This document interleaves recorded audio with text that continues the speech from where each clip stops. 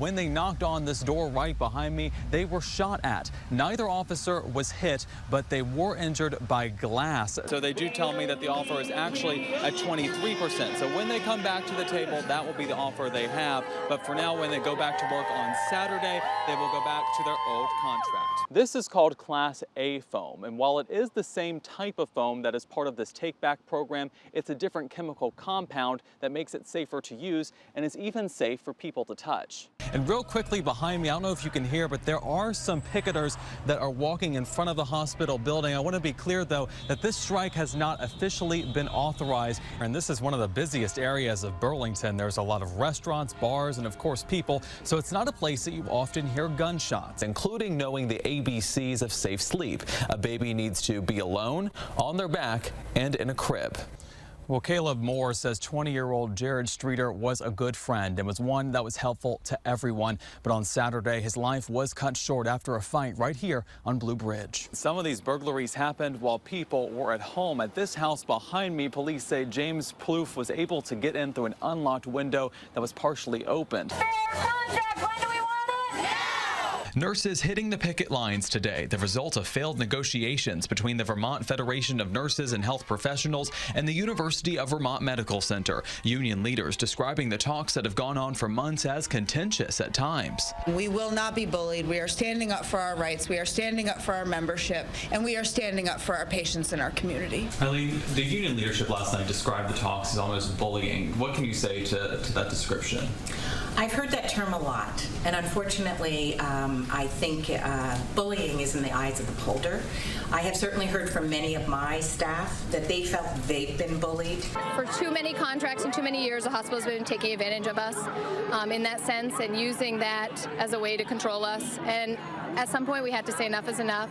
The hospital has offered a 14% pay increase over a 3-year period. This is 1% more than the offer they were sticking with for some time. The union says it countered that offer with a total 22% increase. This is 2% less than what they originally asked for. Both of these offers include a 2% annual step increase.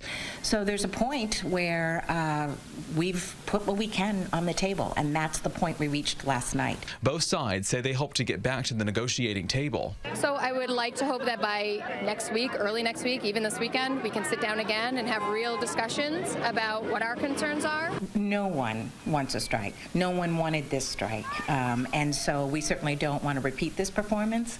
So it would be in our best interest, and I think the interest of the union, to get back to the table to make sure that we come together with a fair agreement. It shocked our conscience and our sensibilities when we saw the video for that shootout. New video of a February shooting in downtown Burlington that led to an innocent woman being shot in the chest. Police say the argument between Rashad Nasheed and Carl Martin started because of an argument between Nasheed and Martin's brother over a girlfriend. According to police, Martin punched Nasheed, leading to both men pulling guns. When you look at the video, it appears as if Martin's trying to operate his gun, but it's not working. Nasheed then fired shots that hit an innocent 27-year-old woman on the street in the chest.